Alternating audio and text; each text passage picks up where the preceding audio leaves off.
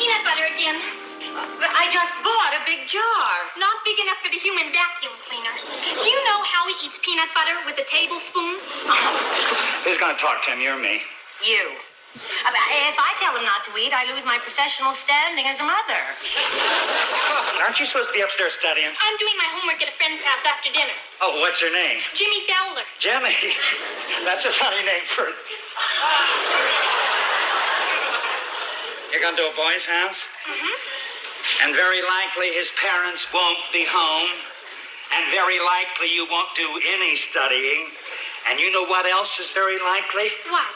You're not going. But I promised, Jimmy, I'd do my homework with him. Homework should be done at home. Your home. Daddy, your generation gap is showing again. Mother, will you explain? Well, the last time Jimmy was over, Howie embarrassed her. How? He got Jimmy into a discussion about Planned Parenthood. Planned Parenthood. I wish his parents had done some planning. That son-in-law of mine has sex on the brain. Oh, I'm sorry, Barb. For a compliment like that, no apology is necessary. So can I go? Oh, I guess so. Oh, thanks, Dad. You're a good man, Charlie Brown. Eat your heart out, Gloria Steinem. Is Howie home? No, he said he was going job hunting after class. Oh, no.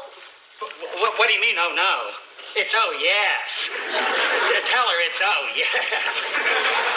It's just that I don't think a person with Howie's IQ should take any old job just to settle for security. There's nothing wrong with security. I know because I don't have it. Dad, I'd be willing to bet you that if we left tomorrow, you'd miss Howie. Try me.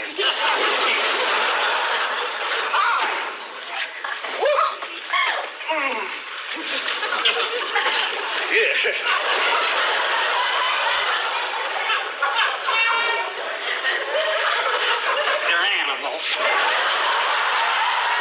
Hey, the most terrific thing just happened.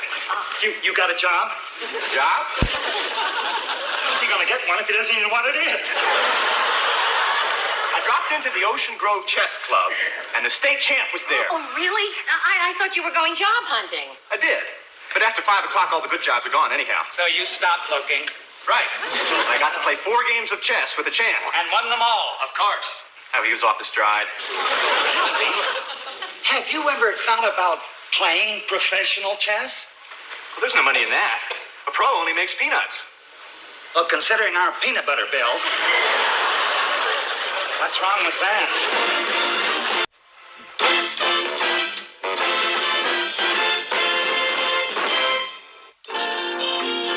Did you see Howie put it away? That kid could throw a garbage disposal into a jealous rage. Howie is a big boy, and he's got a big appetite. Are you telling me? If we're ever trapped in a food landslide, I hope he's along. He'd eat us right to the surface. Mrs. Sims, that dinner would have put the Galloping Gourmet to shame. Thank you, dear. We cleared the table, Mom. You mean there was something left to clear? Oh, I'll get it. Don't you dare! What's she so uptight about? Well, Howie, if you really want to know... Stop kicking me, Martha. I know exactly how crude I'm being. I'll be right out, Jimmy. Oh, bring him in, Sally. I'd like to meet him. But, Dad... Come in, boy. Hello, Jimmy. Hi. I'll get my book. Paul, this is Jimmy Fowler. Nice to meet you, Johnny. How do you do? Hey, Jimmy, hi, man. Oh, terrific. Remember, man?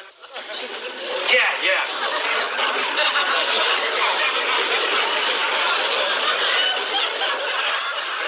What does that mean? That's my symbol for zero population growth.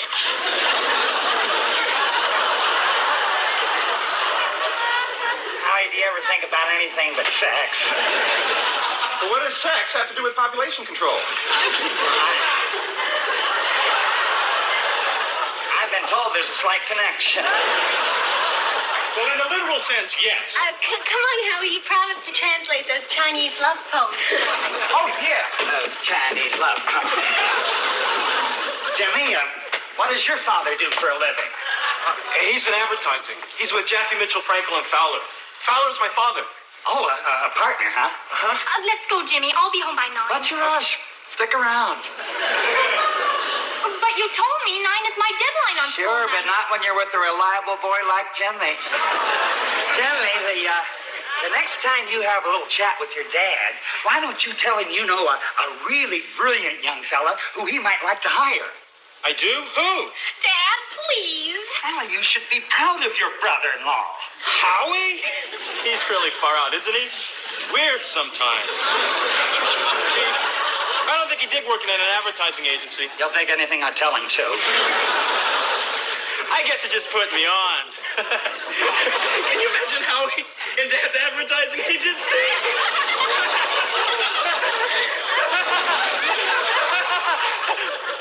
Have Sally home at 9 o'clock. I'll break every bone in your body.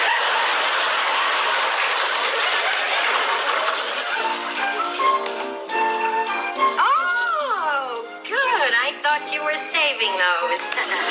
Jim. Martha, Hmm? I know we're stuck with Howie till he gets a job. But how's this for an idea? We move out. Oh, darling, don't be silly. Now, you know they don't want to move out until they can stand on their own 2 feet. Okay. But meanwhile, he's standing on my 2 feet. And it hurts. Hi, Mom. Hi, kids. Right on time. Get a lot of homework done? Dad, Jimmy has something to tell you.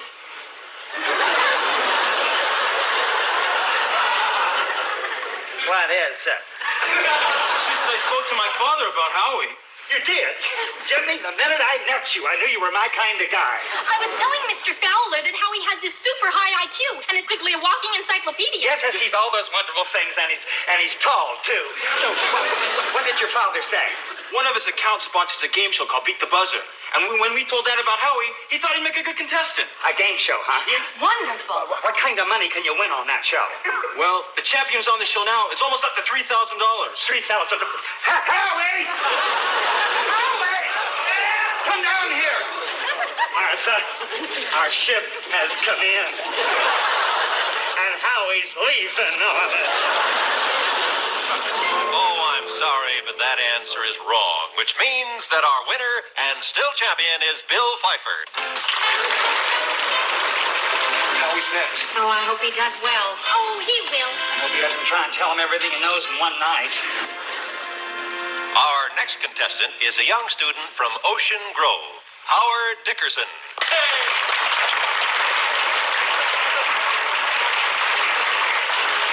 Now, don't be too smart, Howie. Just answer the questions. Welcome to Beat the Buzzer, Howie. You're a college student, right? Yes, I'm studying for my master's in oceanography. Clam up, they'll think you're a ringer. Well, let's get going. You know the rules of the game. We ask you both a quickie question. First one to beat the buzzer answers. If it's wrong, your opponent gets a crack at the question. The correct answer gets the biggie, the question that earns you the money. Howie, try your buzzer to make sure it works. Oh, beautiful. Here we go. Name any 4 semi-precious stones. That was the challenger. I hope you know the answer, Howie. I'll try to leave no stone unturned. That's very good. For an ape. Amethyst, opal, moonstone, jade. That is absolutely... Turquoise, tourmaline, lazurite, olive. Hold it. 4 is all you have to give. And the answer is correct. He doesn't seem the least bit nervous. I should have. I'm the one who's got something to lose. Now for your biggie. You can select the $100 biggie, the $500 biggie, or the $1,000 biggie. Now, easy, boy. Take the small biggie to start. I'll take the $1,000 question. They'll do anything to spite me. And here it is for $1,000. Gilbert and Sullivan collaborated on 14 operettas.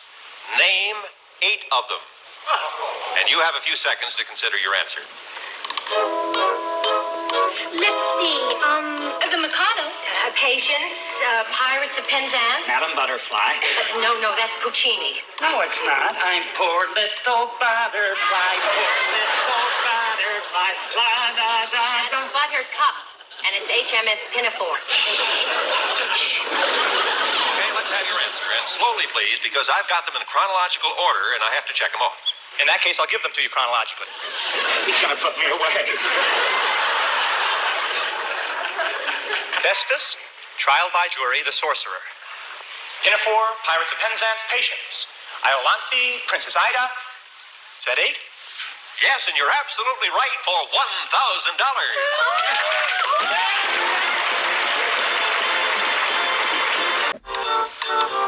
Hey, Bill, you better get on the ball.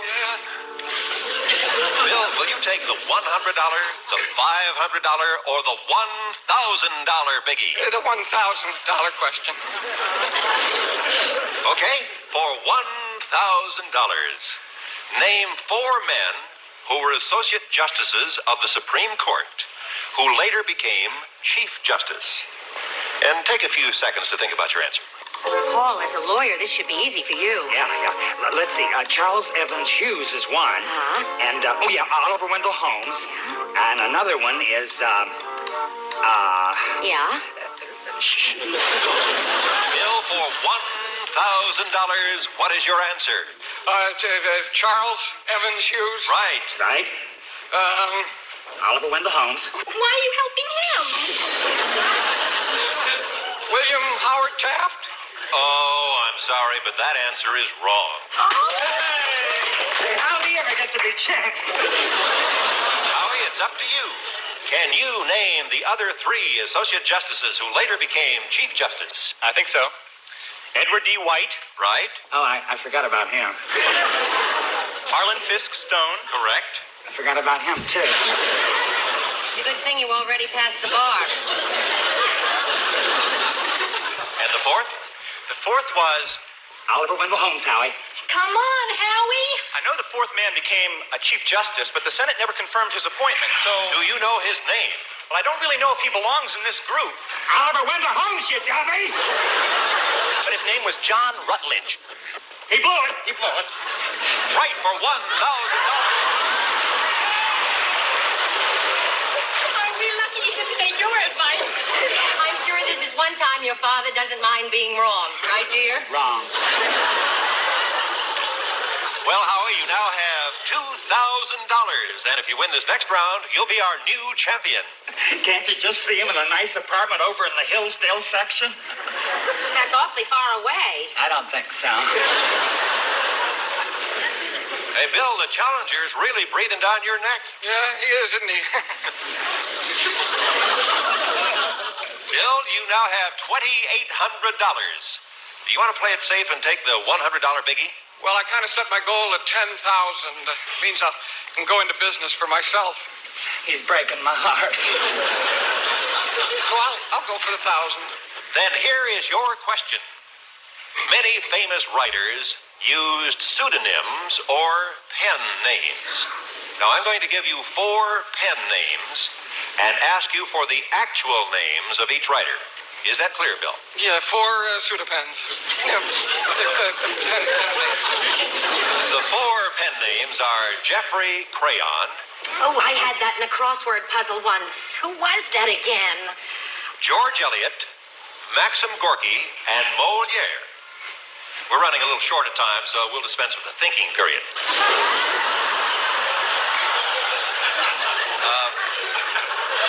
Bill, let's take them at random. What is the real name of George Eliot? That's Marianne Cross. Oh, Bill, I'm terribly sorry, but that is incorrect. Oh! He's gonna be champ. Howie's gonna be champ. Martha, start thinking about what we can buy him for a getting out present. Just a minute. Bill's answer is right. What? No, Howie, that answer is not on this card. Maybe not, but it should be. What is he babbling about? You see, George Eliot did marry a man named John W. Cross. She also had 2 other husbands, although she wasn't legally married to one of them. I tell you, he's got sex on the brain.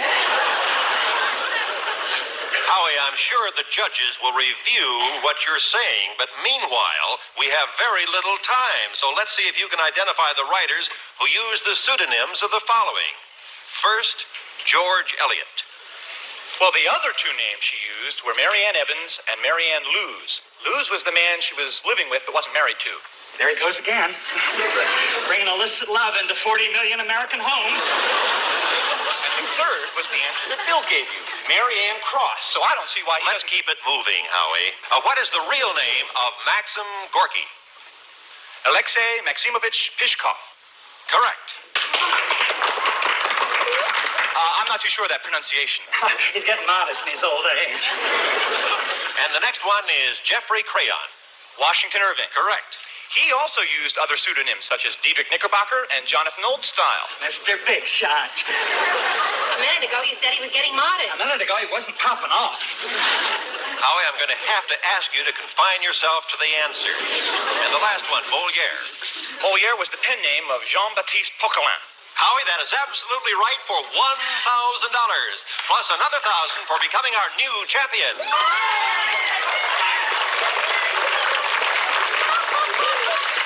Just a minute, what about him? Gentlemen, may we have a ruling, please? Our judges panel has declared you the winner. But that's not fair. Bill's answer was right, I tell you. You've won $4,000, Howie. Not bad for a start. I'm sorry. I can't accept the money under these circumstances. He's gone bananas. You Lynde! Lynde! Now let me get the Lynde!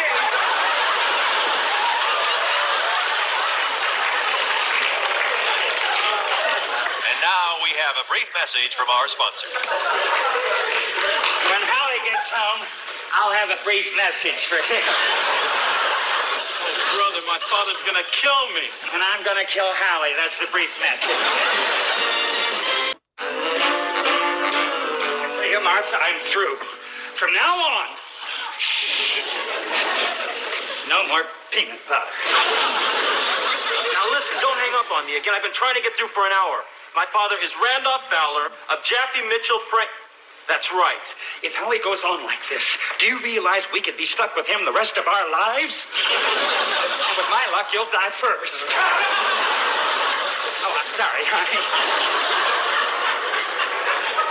Good, he's there? He's talking to the sponsor? All the way from Texas, huh? Howie must be feeling pretty badly, too, you know. Not bad enough, believe me.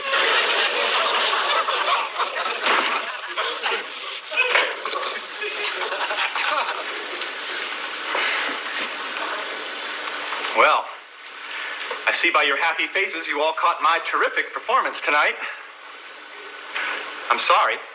I had no business going on that show in the first place. now he tells us. Paul. No, I'd like to get it off my chest. Well, Mr. Always Right. You sure picked a fine time to be wrong. You mean you've all been sitting here for an hour thinking I was wrong? Well, Howie, the judges' panel. Judge's panel, my foot. Why didn't one of you look it up? All you had to do was look in the encyclopedia. Jimmy, what if he is right? The panel hasn't made a mistake in 3 years. But what would happen if he is right? Let's worry about that when we know, Paul. Elliot. There's only one L, dear. All right. George Eliot, English novelist, real name Marianne Evans. Here it is. In 1880, she married John W. Cross. Wow.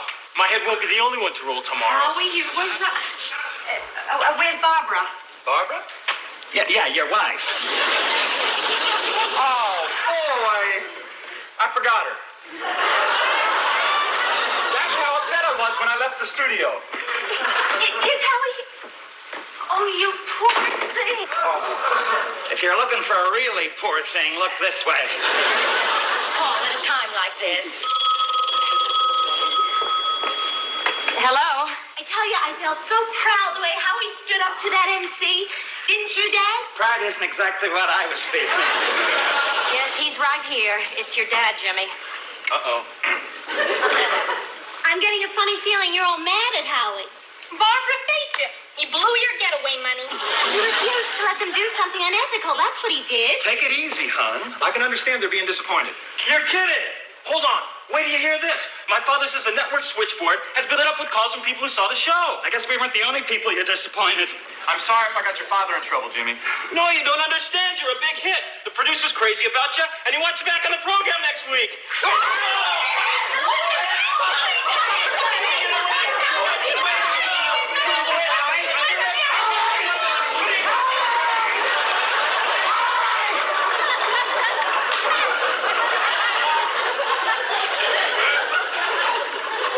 Howie, I'm proud of you.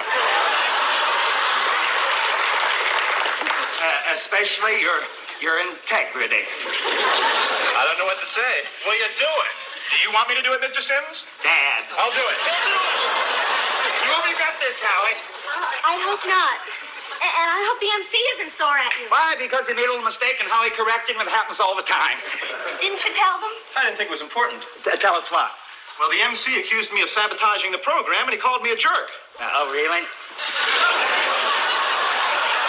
Well, I'm afraid I lost my temper. Howie punched him in the nose. The MC? Well, he's the client's nephew. And you didn't think it was important. Why, you big jerk. Hello? Yes, he's right here. Hello? Sure, Dad, but... I know, Dad, but... Well, they got Howie sore. Yeah, I'll tell him. Let me save you the trouble, Jimmy. The sponsor just talked to the producer, right? And they don't want Howie back, right? In fact, they wish they could eliminate him retroactively. I'm going upstairs and go to bed. I'd like a cold compress, a pitcher of martinis, and hold the remote. Want me to come with you? Only if you don't mind watching a grown man cry.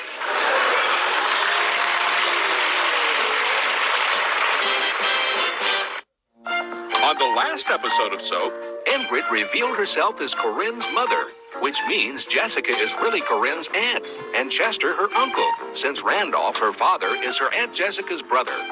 Ingrid has sworn to destroy the tapes. Meanwhile, at the Campbells, Danny no longer has to run around in disguise.